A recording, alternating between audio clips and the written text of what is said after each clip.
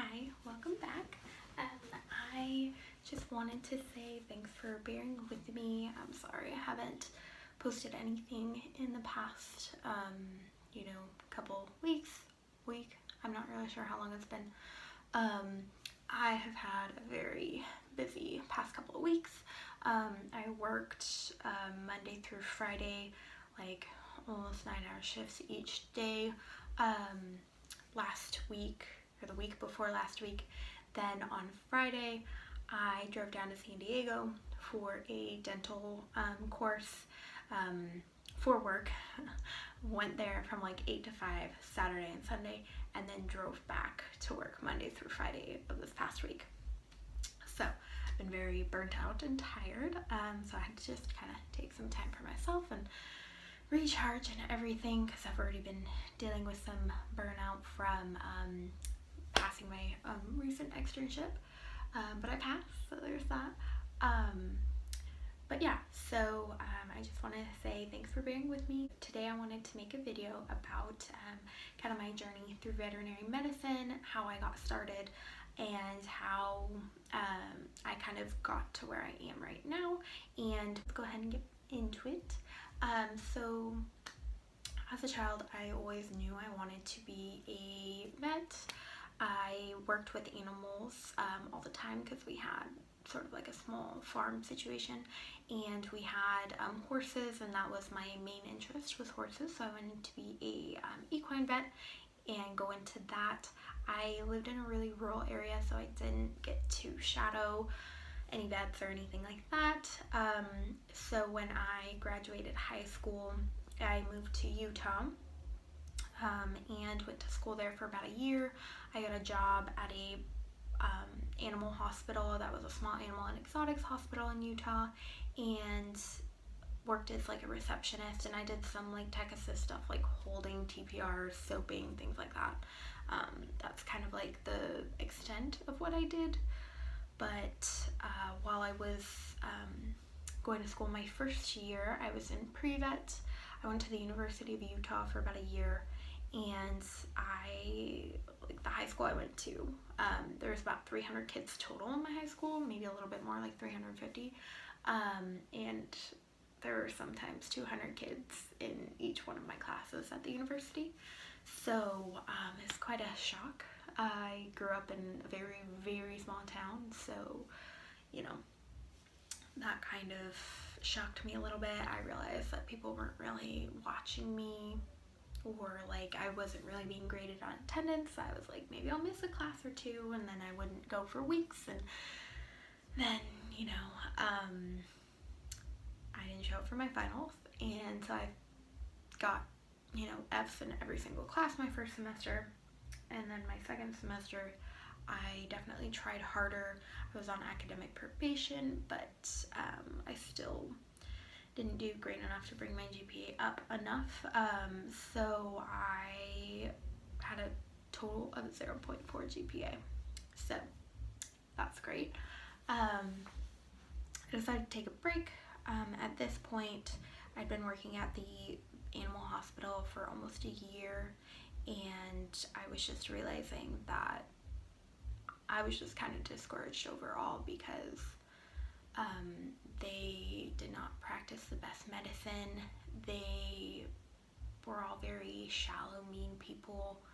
I got blamed for a lot of things, even though it wasn't my fault, because I was the only part-time person working there. Just very unprofessional. Just not a great experience overall, and so it kind of left a bad taste in my mouth. So yeah, I decided to quit and do something else. I stopped going to school. I was like, I can't do this. I'm not smart enough. I don't have the drive, and I don't even like the people in this field, so why am I even here right now? So yeah, it was kind of my first experience with it. I was very discouraged. I worked at a stable for like a year after that, teaching kids with disabilities how to horseback ride, and that was really fun and rewarding. But then I kind of got burnt out in Utah. I didn't like my friend group. I just wanted a change in scenery, So I decided to come to California.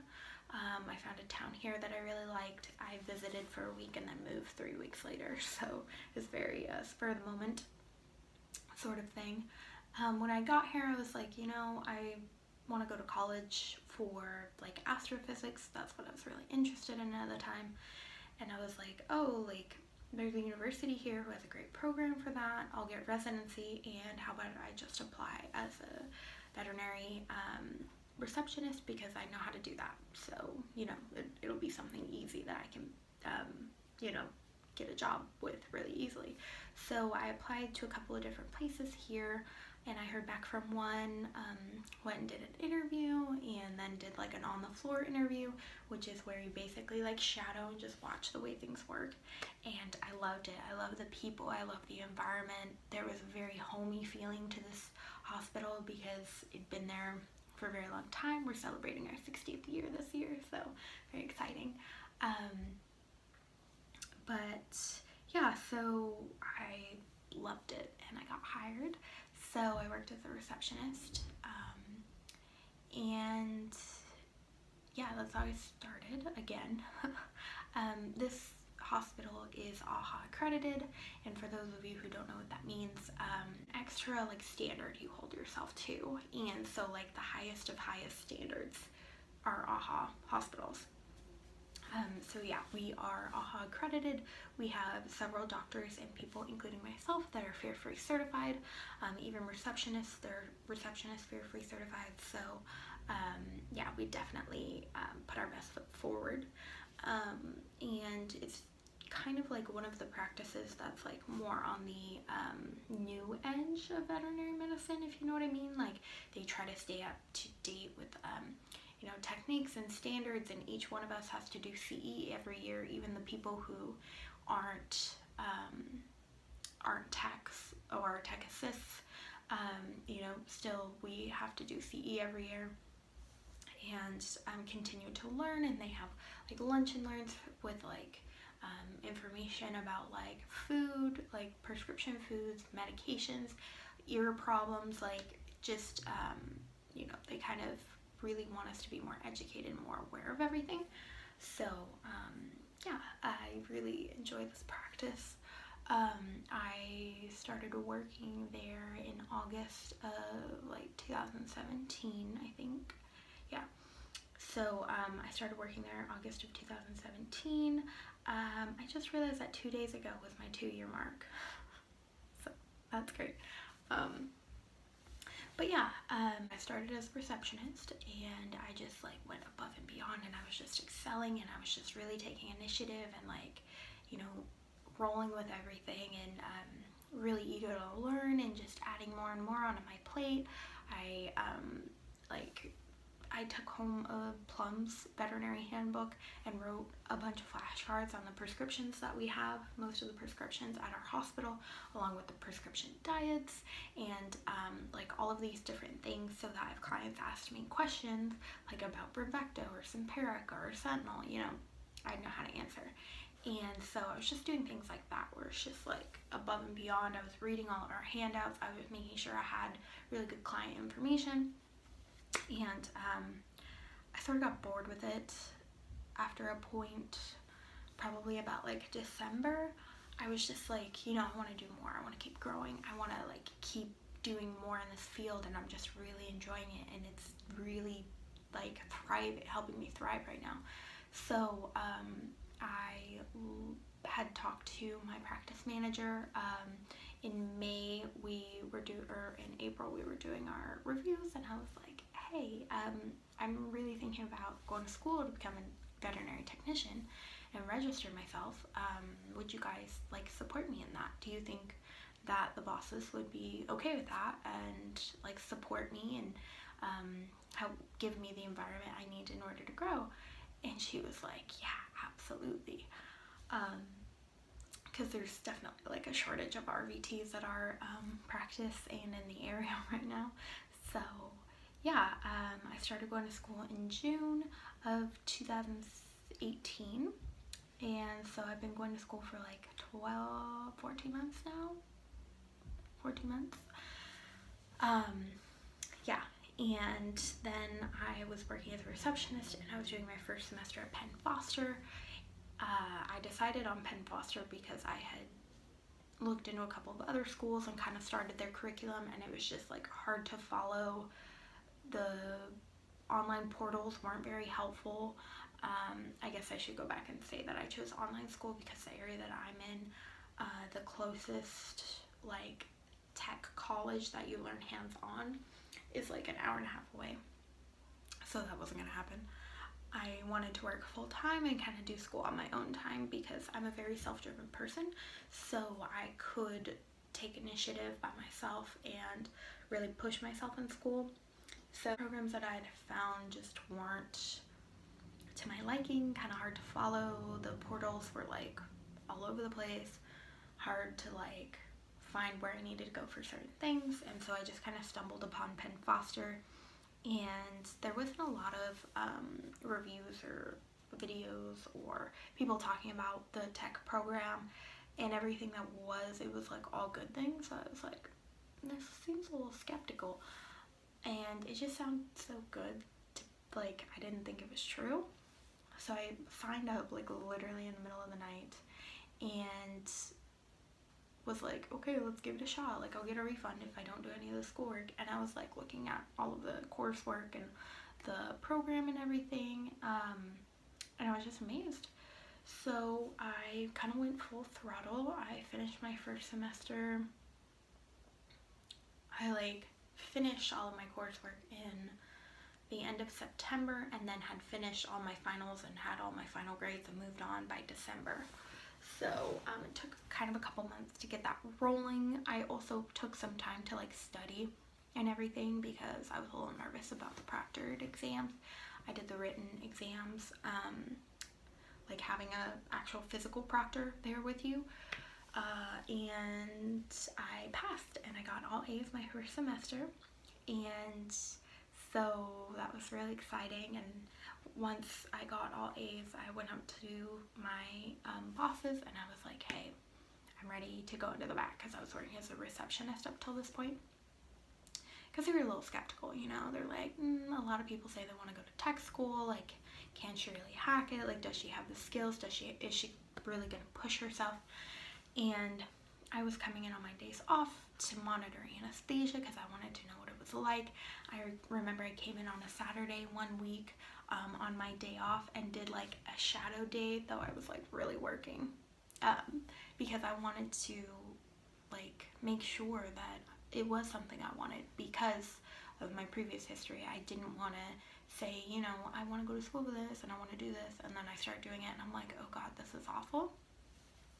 And I loved it. And I had a really great mentor who, she would bring her dogs in when I worked Saturdays, and she showed me how to do anal gland expressions and nail trims on them, and she taught me like caudal and dorsal and ventral and like lateral recumbency and like all of those things she taught me. She taught me like basic anatomy like on the dogs, and taught me holding positions on them, and like just really like went above and beyond to like try to teach me everything that she could, and really like be a mentor and really help push me in that direction, which meant so much to me. And in the beginning of October was when I became a tech assist, and I have been flying by since then.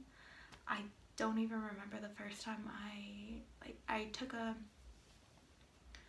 did all this CE reading and webinars and everything like that for monitoring anesthesia and learning about, you know, end-tidal CO2, what are the normal ranges there, SPO, what does that mean, what does it tell me, what does it mean if it's low, how do I troubleshoot it, BP, heart rate, you know, the different pre-medications, the different inductions, like everything like that. I took upon myself also while working 40 plus hours a week. Did all that at home on top of school, and just went above and beyond. We took another course for anesthesia, me and some of my other coworkers that my work paid for, again on my own time. That was through a place in Australia. I think it's called Vet Education is their website. They have a lot of great stuff. If you want to look into some of their CEs, I definitely recommend it. I can put their URL down below.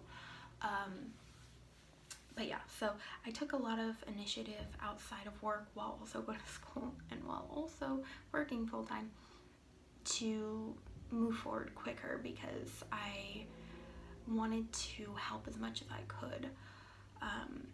So yeah, I started monitoring anesthesia, I want to say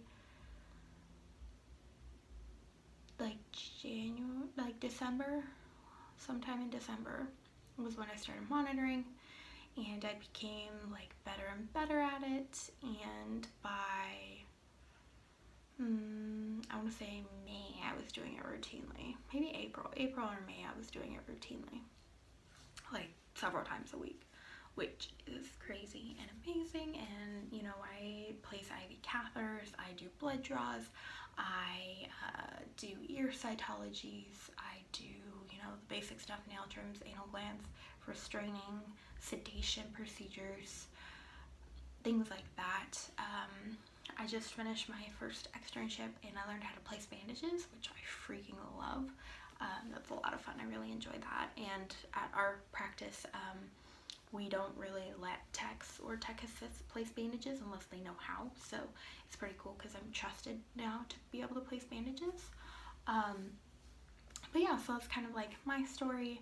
I would recommend that if you are wanting to kind of get your foot into this